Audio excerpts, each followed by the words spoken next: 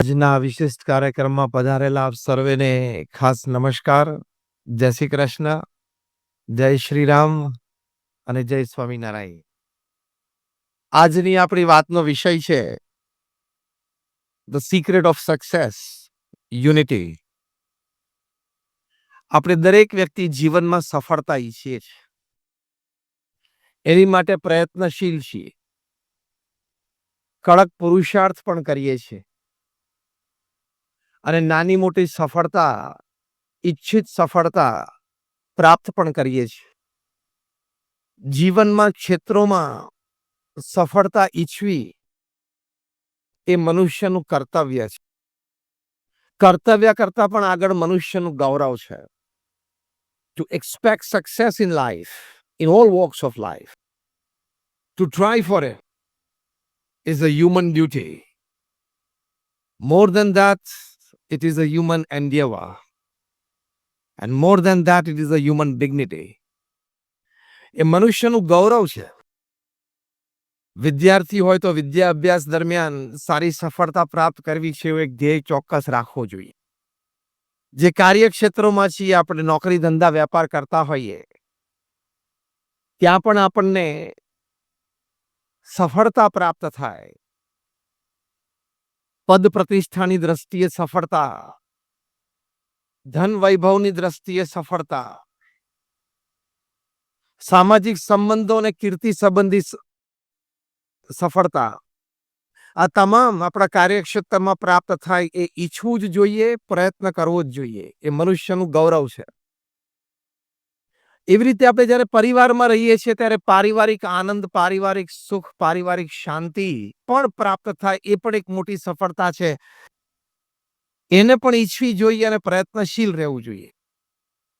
જ્યાં આપણા સામાજિક સંબંધો છે, social relations that we have in the society, એ પણ મધુર રહે,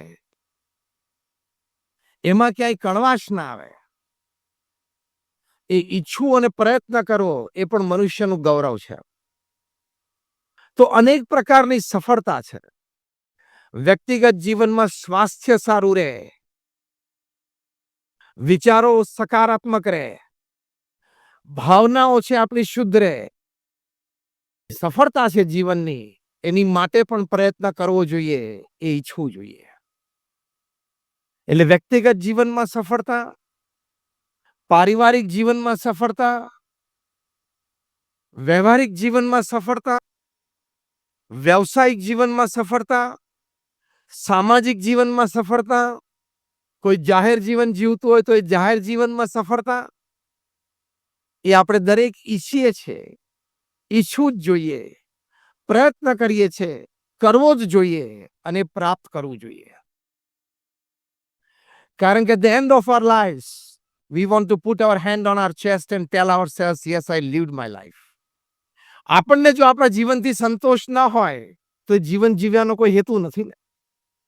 એ જીવનના સંતોષ માટે અંતકાળે જીવનના દરેક ક્ષેત્રમાં સફળતા પ્રાપ્ત કરવાનો પ્રયત્ન કરવો જ જોઈએ. મહાપુરુષોનું જીવન પણ આપણને આ શીખવાડે છે.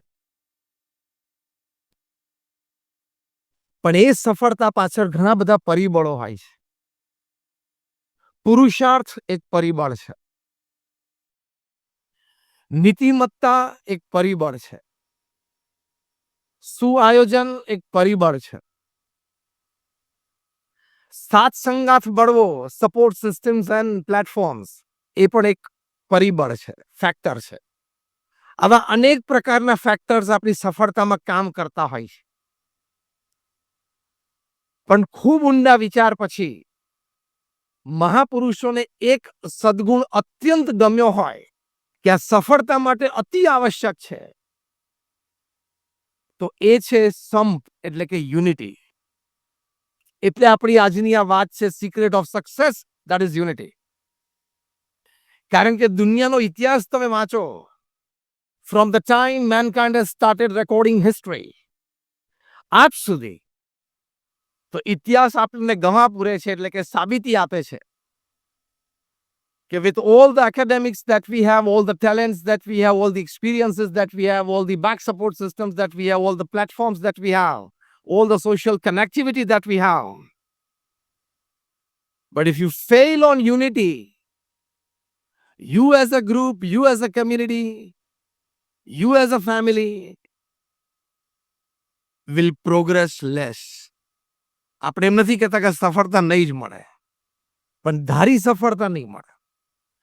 અધર way round, less on academics, less on experience, less on know-how, less on support systems, less on social connectivity, less on platforms. But if you're strong in unity, જે આપણા ગુરુ હરિ મોહન સ્વામી મહારાજ કહે છે, સમ સુરત ભાવને એકતામાં જો સ્ટ્રોંગ હોય, તો even a small force can create a magic. એટલે સફળતા માટે અનેક પરિબળોમાં સંપ એટલે કે યુનિટી એ બહુ જ મોટું પરિબળ છે. એ બીજા બધા પરિબળોને એમનેમ ખેંચી લાવે કે આને યુનિટીમાં બધા સાથે હોય તો એકની ખોટ બીજો પૂરે, બીજાની કંઈક ખોટ હોય તો ત્રીજો પૂરે. એમ એકબીજાના પૂરક બની જાય છે ને, એટલે સફળતા માટે સૌથી મોટું કારણ બની જાય છે. Why unity is the biggest reason for success in life? Because unity એટલે કે સંપ હોય ને, કે એકબીજાના ખોટ, એકબીજાની ખોટ અને એકબીજાના દુર્ગુણો એ બધું એ સંપની ભાવના નીચે ઢંકાઈ જાય છે. એટલે બહુ જ મોટી તાકાત બને છે. એટલે આપણા વડીલોએ કહેવત શરૂ કરી, સંપ ત્યાં, જોશથી બોલો, સંપ ત્યાં જંપ, સંપ ત્યાં આનંદ, સંપ ત્યાં જંપ, સંપ ત્યાં સુખ, સંપ ત્યાં શાંતિ. એ વાત આપણે ફરી કોક વખત કરશું, પણ આજે સફળતાની વાત કરીએ કે સંપ હોય તો કેવી સફળતા મળે. સ્ટીફન કોવીએ ખૂબ સારું પુસ્તક લખ્યું છે, 7 Habits of Highly Effective People. ખૂબ પુરુષાર્થ કરીને, ખૂબ સંશોધન કરીને આ પુસ્તક લખાણું છે. One of the top most management books ever return upon this planet. ઘણી બધી ભાષાઓમાં એનું ભાષાંતર થયેલું છે. ઘણી બધી યુરોપ અને અમેરિકા અને બી સ્કૂલ્સમાં એના ક્રેશ કોર્સીસ ચાલે છે. 1 વીકનો કોર્સ હોય, 1 મહિનાનો કોર્સ હોય, 6 મહિનાનો કોર્સ હોય. ઘણી બધી ફોર્ચ્યુન 500 કંપનીઝે કમ્પલસરી કર્યું છે કે અમારા એક્ઝિક્યુટિવ્સ આનો ક્રેશ કોર્સ કરવો જ. એટલું આ વિશ્વ પ્રસિદ્ધ અને વિશ્વ માન્ય પુસ્તક છે. આ પુસ્તકમાં લેખક સ્ટીફન કોવી એમણે જે અતિ સફળ વ્યક્તિ હોય એની 7 આદતોની વાત કરી છે કે they had these 7 habits in common. હજારો સફળ વ્યક્તિઓને મળે, એમાંથી એમણે આ સિદ્ધાંત તારવ્યા છે. એમાં 6ઠ્ઠી હેબિટ છે એમને સિનર્જી. બહુ જ સુંદર એનું વર્ણન એ પુસ્તકમાં એમણે કર્યું છે. એ આ સંપ અને યુનિટીની વાત છે. એમણે કહ્યું કે જેટલી અતિ સફળ વ્યક્તિઓને હું મળ્યો અથવા એના વિશે મેં વાંચ્યું, એમાં એક પાયાનો સદગુણ મને એ દેખાણો કે they practiced synergy in their life. Synergy એટલે શું? When 2 or more than 2 people they come together. 2 કે 2 થી વધારે લોકો જ્યારે સાથે આવે, સાથે મળીને કામ કરવાનું નક્કી કરે, કામ શરૂ કરે, મતભેદો તો થાય, ડિફરન્સ ઓફ ઓપિનિયન થાય, બધાને બુદ્ધિ છે, બધાને વિચારો છે, પણ છતાં સાથે રહેવાનું નક્કી કરે. કામ minimum programme CMP common minimum programme ઉપર આવે. ધ્યેય બંનેનો ક્લિયરનેસ પર સાથે રહીને કામ કરે, નાની મોટી સફળતા પ્રાપ્ત કરે. એ જે સફળતા પ્રાપ્ત કરે એમાંથી બંનેને આનંદ આવે કે આપણે સાથે રહીને એક સારી સફળતા પ્રાપ્ત કરી. એ જે આનંદ આવે એમાંથી ફરી વખત બીજો પ્રોજેક્ટ સાથે રહીને કરવો છે એવો વિચાર આવે અને બીજો પ્રોજેક્ટ પણ સાથે કરે. એની જે એનર્જી આગલા પ્રોજેક્ટની સફળતાના આનંદમાંથી મળી છે એને સિનર્જી કહેવાય. એટલે synergy is one of the root causes of success as told by Stephen Covey in 7 Habits of Highly Effective People. એટલે સફળ વ્યક્તિઓ આ સિદ્ધાંતમાં માને છે, આ સિદ્ધાંત ઉપર એ ચાલે છે અને આ સિદ્ધાંત પ્રમાણે એમને જીવનમાં સફળતાઓ મેળવી છે. હમણાં અમેરિકામાં સ્વામિનારાયણ અક્ષરધામ ન્યૂ જર્સીમાં આ સફળતાનો ચમત્કાર એ આ યુનિટી સંપના આધારે કઈ કક્ષાનો હોઈ શકે એ પરમ પૂજ્ય મહંત સ્વામી મહારાજે વિશ્વને દર્શન કરાવ્યા. જે સિનર્જીની વાત સ્ટીફન કોવીએ કરી એ સિનર્જી બીએપીએસ સ્વામિનારાયણ અક્ષરધામ ન્યૂજર્સી રોબિન્સવિલમાં પ્રત્યક્ષ છેલ્લા 3 વર્ષમાં બધાને વિશેષ જોવા મળી. આમ તો વર્ષોથી, પણ 3 વર્ષમાં છેલ્લે તો વિશેષ. આટલું મોટું મોન્યુમેન્ટ, ધ લાર્જેસ્ટ હિન્દુ મંદિર in the western hemisphere and the second largest Hindu મંદિર ever upon this planet. 185 acre જમીન ઉપર રોબિન્સવિલ ન્યૂજર્સીમાં ઉદ્ઘાટિત થયું જ્યારે 8મી ઓક્ટોબરે. ત્યારે એની પાછળની જે વાતો અને ગાથા એ તો યુગો સુધી ગવાશે. કારણ કે 12,500 સ્વયંસેવકોએ સિનર્જી, સંપ અને યુનિટીથી કામ કર્યું. They created the second largest Hindu મંદિર of the world. Swaminarayan Akshardham રોબિન્સવિલમાં જે બન્યું એ બનવા પાછળની સફળતાનું કોઈ એક મોટું કારણ જો આપણે આપવું હોય, ઘણા કારણો હોઈ શકે અને છે, તો એ આ યુનિટી છે. 12,500 કિશોર કિશોરી, યુવક યુવતી, બાળ બાલિકા, વડીલ હરિભક્તો, ભાઈઓ બહેનો એ બધા શ્રદ્ધાથી સેવામાં જોડાયા. આ બધા જે સેવામાં જોડાયા કોઈ સ્કિલ્ડ ફોર્સ નહોતો. જે કામ ત્યાં કરવાનું હતું એ દ્રષ્ટિએ હું બોલું છું. હતા બધા highly skilled in their profession. કોઈ ચાર્ટર્ડ એકાઉન્ટન્ટ હતા, કોઈ ડોક્ટર હતા, કોઈ સાયન્ટિસ્ટ પણ હતા, કોઈ પાયલટ પણ હતા, કોઈ ફાર્માસિસ્ટ હતા, કોઈ આઈટી ગ્રેજ્યુએટ હતા. પણ ત્યાં એમને કામ કરવાનું હતું પથ્થરનું, કામ કરવાનું હતું લાકડાનું, કામ કરવાનું હતું શિલ્પનું. પણ બધાએ સાથે મળીને નક્કી કર્યું કે આપણે આ કરવું જ છે. તો ત્યાં બધા સાઇટ ઉપર આવ્યા ત્યારે કોઈને ખબર નહોતી કે શું સેવા કરવાની છે. ત્યાં જે સેવા સોંપાણી એમને કરી, તો જે સેવા જેને સોંપાણી એને શ્રદ્ધાથી, ઉત્સાહથી કરી. Considering himself or herself a very important part of this whole project. અને એ જે યુનિટીથી કામ થયું એનું આ સર્જન છે. એ યુનિટીમાં ફોર્સ કેવો આવે?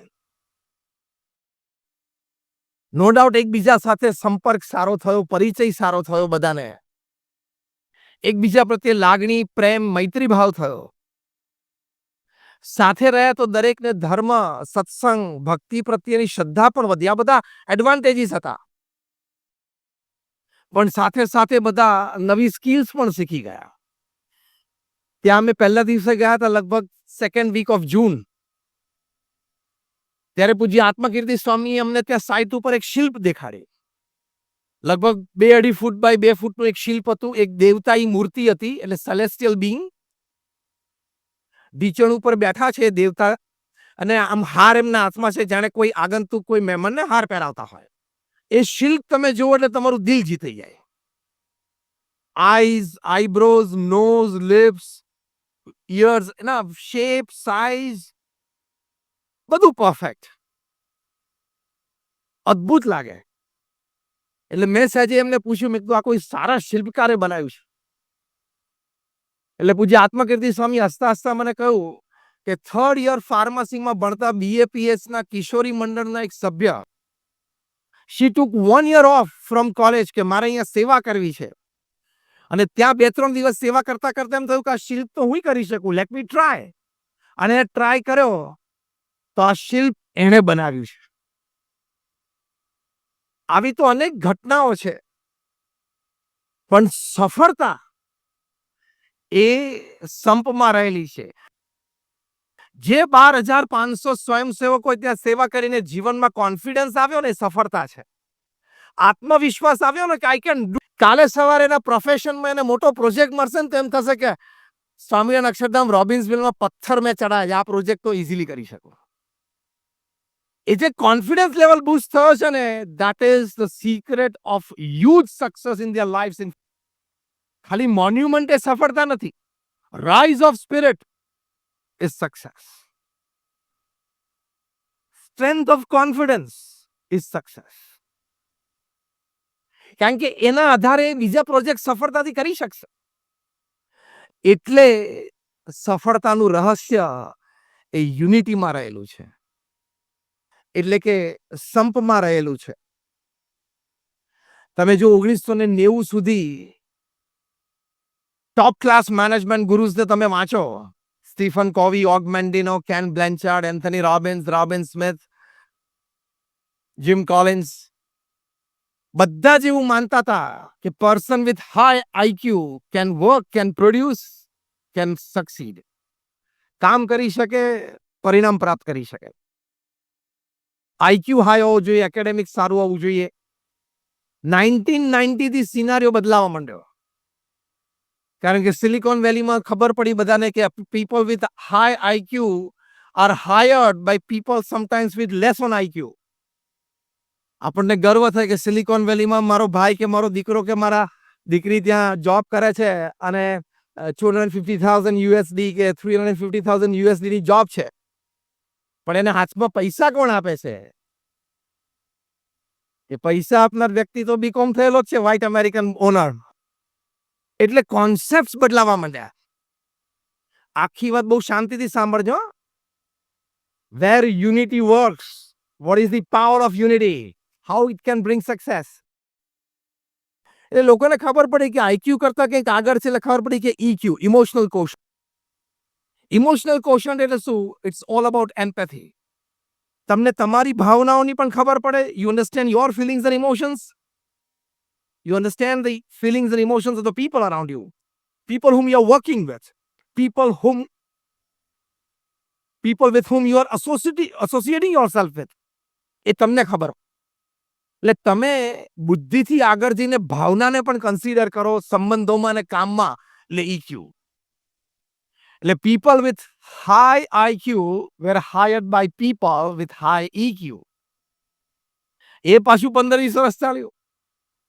2005-2010 પછી ખબર પડી કે સ્પિરિચ્યુઅલ કોશન્ટ નામનું એક ત્રીજું ફેક્ટર છે. And people with high SQ, they are highly successful. ભણેલા ઓછું હોય, IQ કદાચ ઓછો હોય, પણ they are good in EQ and very high on SQ, spiritual quotient. એ લોકો અતિ સફળ છે. સ્પિરિચ્યુઅલ કોશન્ટ જેનો હાઈ હોય એ વ્યક્તિ અતિ સફળ હોય. પછી સ્પિરિચ્યુઅલ કોશન્ટ શું, એનું એનાલિસિસ થયું કે કેવા સદગુણો હોય તો એ વ્યક્તિમાં સ્પિરિચ્યુઅલ કોશન્ટ હાઈ છે એવું આપણે કન્સિડર કરી શકીએ, અથવા તો vice versa, spiritual quotient high હોય તો એ વ્યક્તિમાં કેવા સદગુણો હોય. બહુ રિસર્ચ. એમાં પુસ્તક લખાણું, spiritual intelligence, the ultimate intelligence. Co author છે બંને, Ian Marshall and a lady Danah Zohar. એ લોકોએ બહુ રિસર્ચ કરીને આ પુસ્તક લખ્યું છે. એમાં જે વાતો લખી છે ને, એમાં જે વ્યક્તિ સ્પિરિચ્યુઅલ કોશન્ટમાં હાઈ હોય, he can easily guide people with high IQ, people with high EQ. અને એમાં પહેલો મોટો સદગુણ આ છે, flexibility to change, adjust, compromise, but do the work. આ યુનિટીની વાત આવી. સ્પિરિચ્યુઅલ કોશન્ટનો પહેલો મોટો સદગુણ છે ફ્લેક્સિબિલિટી. સંપની ભાવના હોય ને તો જ તમે ફ્લેક્સિબલ રહી શકો. બાકી એડેમેન્ટ રહો, મારો વિચાર જ સારો છે, હું જે ઓપિનિયન આપું છું એ બેસ્ટ છે, I have this experience, I have this academics, so I am fine. હું અનુભવી છું, હું પરિવારમાં મોટો છું એટલે બધાએ મારું જ સાંભળવા. હું પરિવારમાં મુખ્ય બ્રેડ અર્નર છું, વિનર છું એટલે મારું જ સાંભળવા. ફ્લેક્સિબિલિટીનો ગુણ સંપ માટે જરૂરી છે. સંપ માટે ફ્લેક્સિબિલિટી હોવી અત્યંત જરૂરી છે. Flexibility to change. હાર્વર્ડ યુનિવર્સિટીએ પણ નવી ડેફિનેશન ઇન્ટેલિજન્સની કરી છે. બુદ્ધિશાળી વ્યક્તિ કોને કહેવો? બહુ વર્ષોના રિસર્ચ પછી એ લોકોએ definition of intelligence according to Harvard university is flexibility to change is intelligence. બુદ્ધિશાળી વ્યક્તિ કોને કહેવાય? સંજોગો પરિસ્થિતિ પ્રમાણે ફ્લેક્સિબલ થઈ અને પછી એ સંજોગો પરિસ્થિતિને પોતાને અનુકૂળ કરી નાખે. આ સંપની ભાવનાઓ તો થઈ શકે, અને સંપ હોય ત્યાં જોવા મળે, વાઇસે વર્સા છે. ફ્લેક્સિબિલિટી. તો આપણે પણ ફ્લેક્સિબિલિટી માટે પ્રયત્ન કરવો જોઈએ. પ્રમુખ સ્વામી મહારાજ બીએપીએસ સંસ્થાના 65 વર્ષ સુધી પ્રમુખ, unchallenged, no controversy, no election ever in the history of BAPS. દુનિયાની એકમાત્ર સંસ્થા છે બીએપીએસ કે આ લેવલની કોઈ ઇન્ટરનેશનલ ઓર્ગેનાઇઝેશનના પ્રેસિડેન્ટ કોઈ એક વ્યક્તિ 65 વર્ષ સુધી રહી હોય. The one and only happening upon this planet. એનું કારણ શું હતું? ઘણા કારણોમાં એક મોભી કારણ હતું, એમના હૃદયમાં સંપની ભાવના હતી અને સંપની ભાવનાની પાછળ જે ટેકારૂપ સદગુણો હતા એમાંથી એક મોટો સદગુણ હતો ફ્લેક્સિબિલિટી ટુ ચેન્જ. કોઈ દિવસ એમણે પોતાનો અભિપ્રાય કે પોતાનો નિર્ણય પકડી રાખ્યો નથી. એકવાર પ્રમુખ સ્વામી મહારાજે એક વડીલ સંતને પત્ર લખ્યો કે તમે આ મંદિરમાં વર્ષોથી સેવા કરો છો, હવે તમારે આ મંદિરમાં સેવા કરવા માટે જવાનો છો. પછી અમારા ગુરુજી સંતો પૂજ્ય જ્ઞાનેશ્વર સ્વામી, પૂજ્ય નારાયણ મુનિ સ્વામી બંને સંતો પ્રમુખ સ્વામી મહારાજ પાસે આવ્યા અને સંતોના સેવા વિભાગ નક્કી થતા હતા. એમાં જે વડીલ સંત હતા એમના વિશે પણ એમને બંને ગુરુજી સંતોએ પ્રમુખ સ્વામી મહારાજને વાત કરી. પ્રમુખ સ્વામી મહારાજને અભિપ્રાય વિચાર યોગ્ય લાગ્યો. એમણે જે લેટર લખેલો લેટર એમણે જાતે ફાડી નાખ્યો. ત્યારે બંને વડીલ સંતોએ કીધું કે સ્વામી આ શું કર્યું તમે? પ્રમુખ સ્વામી મહારાજે કહ્યું કે મારા મનમાં એક વિચાર હતો પણ તમે આ વાત કરીને મને વધારે યોગ્ય લાગી છે. એટલે બંને જણાએ હાથ જોડી કીધું ના સ્વામી આપને જે યોગ્ય લાગ્યું બરાબર જ છે. સ્વામી કે ના તમારો વિચાર મને વધારે યોગ્ય લાગ્યો છે. Where in the world you will find an executive chairman of a company? I'm not talking of a CEO. I'm not talking of an MD. I'm not talking of a board member. I'm not talking of a non-executive chairman. I'm talking of the executive chairman of the company. જે સર્વે સર્વા હોય એ down the line કોઈનો અભિપ્રાય ગમ્યો હોય તો openly confess કરે, openly express થાય અને ઓપનલી એ અભિપ્રાયને સ્વીકારે અને અભિપ્રાય પ્રમાણે ચાલે. That level of flexibility connects. That level of flexibility creates unity. ત્યાં સંપ જળવાઈ રહે. એટલે ફ્લેક્સિબિલિટી હોવી ખૂબ જરૂરી છે. ઘરમાં પણ ફ્લેક્સિબિલિટી જોઈએ છે કે નહીં? તમારે ભાખરી ખાવી હોય ને થેપલા આવે ટેબલ ઉપર એટલે શું? ફ્લેક્સિબિલિટી. તમે રાત્રે જોબ પરથી સાંજે ઘરે આવો અને નવા પડદા લાગી ગયા હોય, કર્ટેન્સ બદલાઈ ગયા હોય, નવા કર્ટેન્સ લાગી ગયા હોય અને તમને અભિપ્રાય પૂછવામાં આવે કેવું, એટલે તમારે શું કહેવાનું? અડધું પ્રવચન પાસ. કયા કયા શબ્દ બોલવાના બોલો? સરસ. પછી સુપર. પછી અતિ સુંદર. પછી બેજોડ. આ બધું ટાઈમે યાદ રાખજો. આને ફ્લેક્સિબિલિટી કહેવાય. આમાંથી યુનિટી વધે. અને પ્રેક્ટિકલી તમે વિચારો તમારે કઈ આખી જિંદગી પડદા સામે જોઈને પૂરી નથી કરવાની. Let us talk practical. Yes or નો?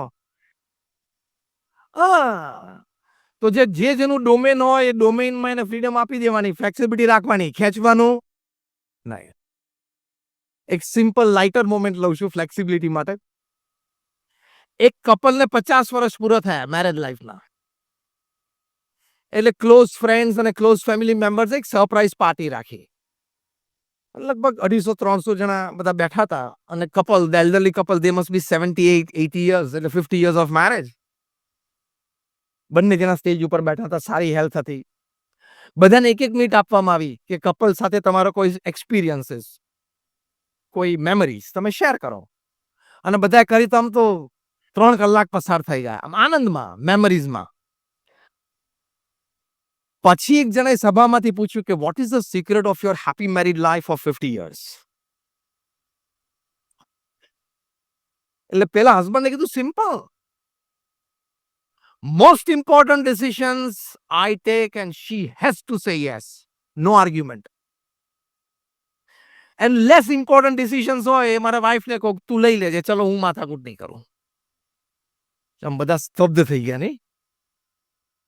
આવી રીતે 50 વર્ષ ના ચાલે. યુનિટી જ તૂટી જાય. It is not a successful marriage. It is not a successful happy 50th anniversary. એટલે કોઈક બીજો ઇન્ટેલિજન્ટ વ્યક્તિ સભામાં બેઠો હતો. એને પૂછ્યું કે sir, if you don't mind, can you list out the most important decisions that you take and your wife has to simply say yes? And the less important decisions that your wife takes and you have to simply follow, say yes. A list out તમે કરી શકો તો શું અમને વધારે એક્ઝામ્પ્લિફાય થાય? એટલે husband કે બહુ સિમ્પલ. કયું મારા વાઇફને જે લેસ ઇમ્પોર્ટન્ટ ડિસિઝન્સ લેવાના અને મારે આર્ગ્યુમેન્ટ નહીં કરવાની ને હાથ પાડવાની, એ પહેલું. કયું હાઉસ પરચેસ કરવાનું, ઇન્ટિરિયર શું કરવાના, કાર કઈ પરચેસ કરવાની, ઇન્સ્યોરન્સ પોલિસી કઈ પરચેસ કરવાની, બાળકોને કઈ સ્કૂલમાં ભણવા અથવા કોલેજમાં ભણવા મોકલવાના, નવા વર્ષના દિવાળીના કપડા ફેમિલી મેમ્બર્સના બધા એ નક્કી કરે. શું પહેરવું, અમે બહાર જઈએ ત્યારે પણ કોણ શું પહેરે એ નક્કી કરે. વેકેશનમાં પિકનિકમાં કે ટૂર પર જવું હોય વીકેન્ડમાં તો પણ એ નક્કી કરે. ટિકિટ પણ એ પરચેસ કરે. એક્સટેન્ડેડ ફેમિલીમાં કયા ફેમિલી સાથે કેવા રિલેશન્સ કેટલા રાખવાના એ પણ એ નક્કી કરે. ઓફકોર્સ બ્રેકફાસ્ટ, લંચ અને ડિનર તો એની આઈટમ તો અનડાઉટેડલી નક્કી કરે જ. એટલે આ બધી લેસ ઇમ્પોર્ટન્ટ વાતો છે ને એ નક્કી કરે અને હું માથાકૂટ નાખું. હવે બોલો, તમે બધા મૂંઝવણમાં પડી ગયા.